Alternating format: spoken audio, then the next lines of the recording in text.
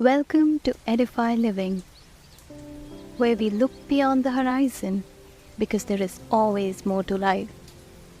Yesterday, when I woke up, I had this feeling in my stomach, to do something new, something out of my comfort zone, something that will rile me up a little and excite me a lot more.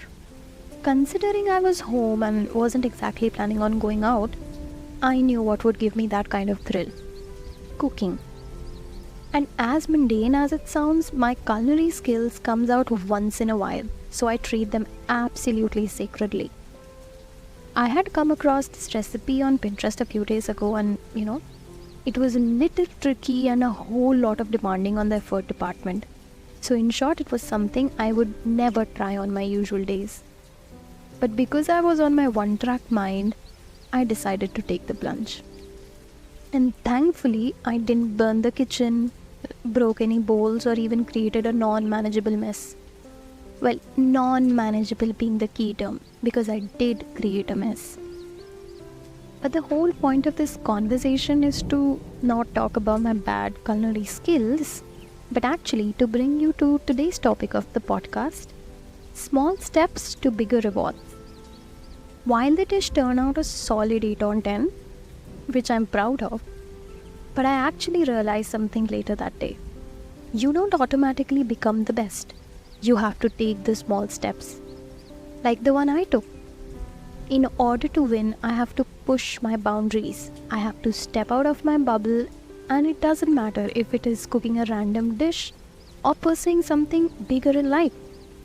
I cannot live in my comfort zone and believe that the change will happen itself. Changes do not happen overnight. But I can make them happen by taking small steps every day, regardless that I fail or some days are harder than the others. I remember telling this to someone, that nobody becomes perfect in a day. It is those who try every day, they become the best. And I wholeheartedly live by that. Rome wasn't built in a day, so can't your goals. More than anything, they demand dedication and a lot of passion. Those are the two fuels that drive small steps every day relentlessly. People who talk about overnight success are either lying or not telling the full story, or it was just a stroke of pure luck.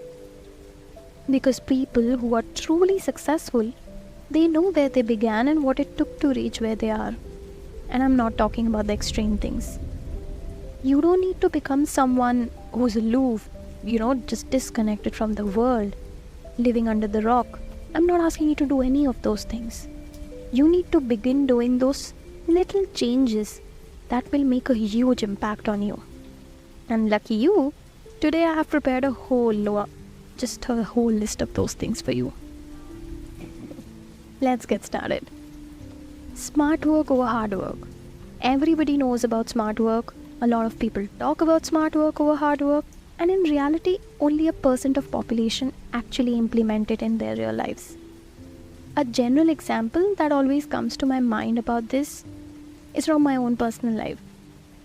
I don't wait up for deadlines to submit things that I know that are of no use to me and are simply because I'm obligated to do them. Say for example, assignments or unnecessary paperwork. I divide the work in such a way that I don't give too much time of the day to it. Like, I understand that time of my day is very essential to me and I cannot waste it.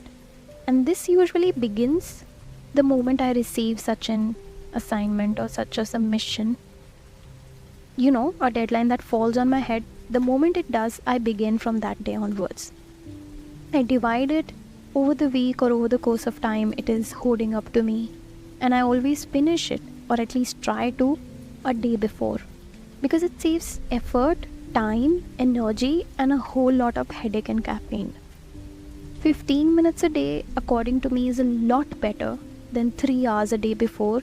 Not only it stresses me out, it's very stress inducing, but chances of work quality also becomes very poor, and I know I'm going to mess up some way or the other way. Now that doesn't mean I don't function well under pressure. I do. And according to me, it is one of those skills you should begin harboring as fast or as soon as you can. But why perform under pressure when it can be avoided with a little tact and a little time management? We do a lot of things in daily life that are slow in result giving, and a lot of energy and time is consumed. So the first step to bigger rewards is to check what is actually worth how much effort. And this involves not only your professional obligations but your personal lives too. If I'm spending my entire day socializing with everyone without a context to them being suitable for my effort or not, I'm actually doing a hard work that will not reap me any fruit. Building relationships is important, but connecting to like-minded people is what makes it beneficial. Because unreasonable connections demand an unwarranted hard work, and the harsh part is you don't even achieve anything out of it. So being smart working is very much significant in your personal lives as it is in your professional lives.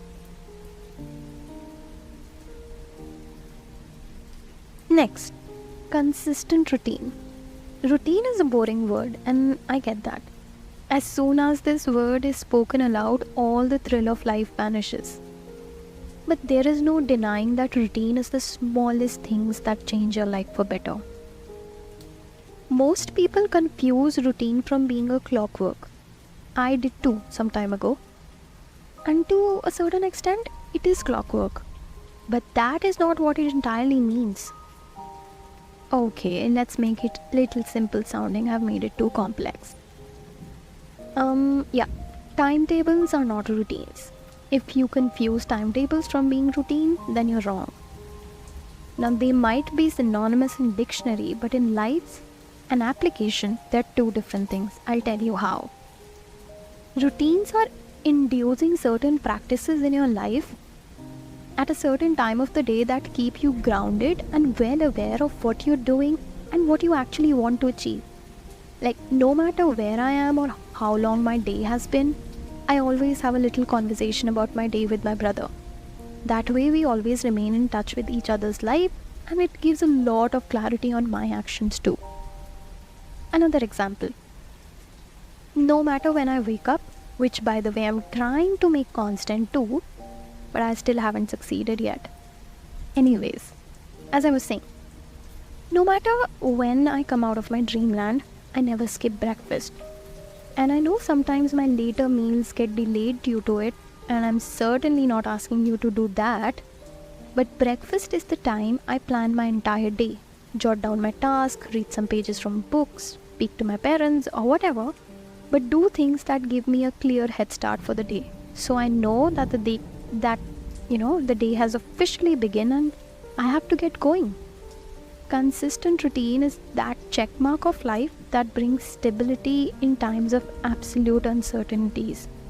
And trust me, it is tested and proven from personal experience that routines do work. Moving on.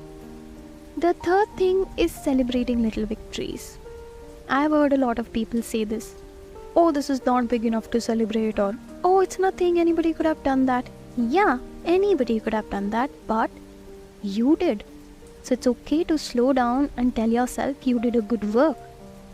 Now, when I say celebrating small victories, I don't mean that go to Italy with your first paycheck, because that's unreasonable. Unless your paycheck is that huge, which by the way, congratulations. But the point is, if you get all tasks done for the day, treat yourself with some nice dinner. Like whenever you land a new opportunity, call someone significant to share the news. Like when I started my podcast, I ordered myself a glazed donut to celebrate. It is simple. Life doesn't offer moments of joy every day. So when it does, it is our duty to capture them, not just in our phones, but also in reality. Think of this like an incentive. The better you do, the better the celebrations. Of course, I'm not asking you to make celebrations a distraction. Instead, make it a reason to be grateful for.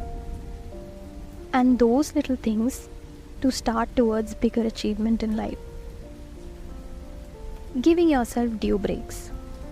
We live in a world where taking breaks is almost as horrible as if you have abandoned your goal altogether, which is what we are made to believe.